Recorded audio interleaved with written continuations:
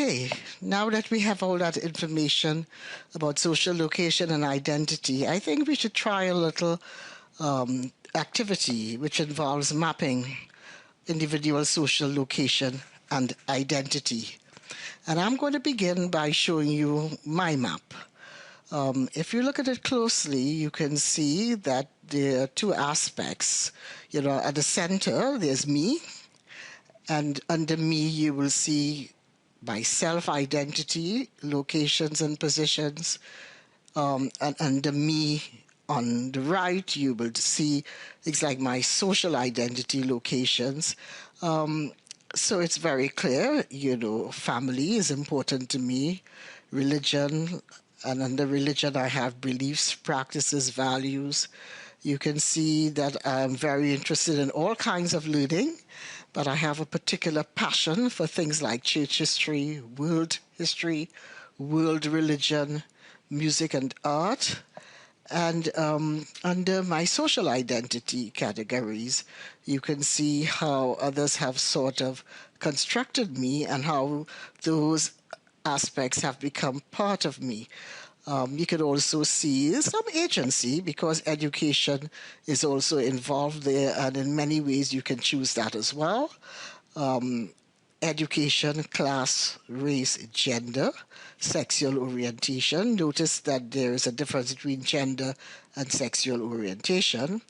And you can see as well that somehow related to the passions that I have personally, church history, world religion, music and art, I also share in the community and in society a passion for social justice activism.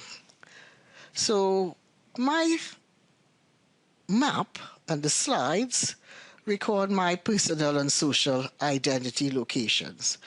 Even though I have included everything in the map, not all of them carry the same significance to me. For example, family is more important to me, certainly, than social class even, Self-identity markers are weighted in my map a little more heavily than the social identity markers because they are the things that I find valuable, they're the things of lasting value and importance to me. However, there are some identity markers that are fixed and unchangeable. There is at least one of them that cannot be changed. I'm just wondering if you would be able to find that one that cannot be changed. If you look at the map again, it may help you to find the one that cannot be changed and come to some conclusion, and maybe we can talk about why it cannot be changed, okay? But there is at least one there that cannot be changed. So, a little activity. I want you to try to create your own map of identity markers. I want you, in a very similar fashion to what I have done, is to consider all the aspects that inform who you are, things like race, family, gender, religion, ethnicity, education, social class, beliefs, values, passions, what are some of the things that are really important to you. As an activity, and for the purpose of sharing with the class, you're to make your map an image that you can upload into an Adobe Connect share pod. And in the tutorial session, you will be discussing the map with the class.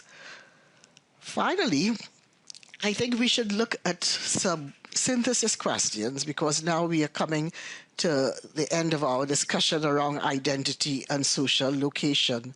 And I found this wonderful website from the New York Times, and I am using some of their questions that I have actually adapted to suit our own purposes, but I found them very useful. It asks, which aspects of your identity, roles, experiences, or relationships are most essential to your sense of self? So you can see why is it that I included that in my own map. what elements you think may increase and decrease in importance to you over time. So, for example, some people might think class is a category that will certainly become much more significant for them over time. How might your social location map change? Social class could change tremendously for some people. Unfortunately, things like family issues change, but it can also be very positive. Things like education, all right? Do any of these items conflict with others? It doesn't do that necessarily for me, except that I exist at the intersections of many of those categories. Let me explain. Race and class is very connected in the literature, all right, around identity and location. And as a woman of color, obviously race and class becomes an issue, okay? How do I navigate those conflicts and stay true to myself? Well, it's difficult, and that's some of the things we are going to talk about in this course. You know, how when you are judged and your abilities are judged because of the saliency of skin color, how do you negotiate that? How does who you are change depending on the situation, and I can expand on that really very much so, and I hope to do that in one of the tutorial sessions with you. How much control do you have over your own identity? The question of agency, can we do anything? People could say clearly, for example, that, the more education you have, the more opportunities you have for social mobility, so you can certainly change and develop your social class. That's one area that you have a lot of control over. Okay? It's when those intersections do not work for you, when, for example, you don't have access to the education or you don't have the opportunity, or you are judged by other categories such as racial bias, etc., that can work against you, okay? And finally, how can we convey to others our sense of our own identity? Because that is important.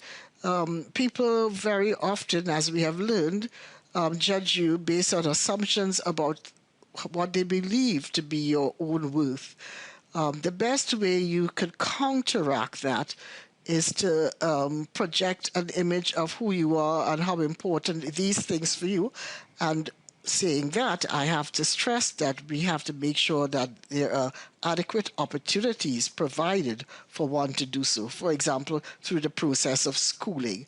So I think that these questions, should lead us on to our very next topic in the course, where we are going to talk about prejudice and discrimination, and how the identity markers that we have identified in this particular part of the course, how those identity markers can often become sites of prejudice and discrimination.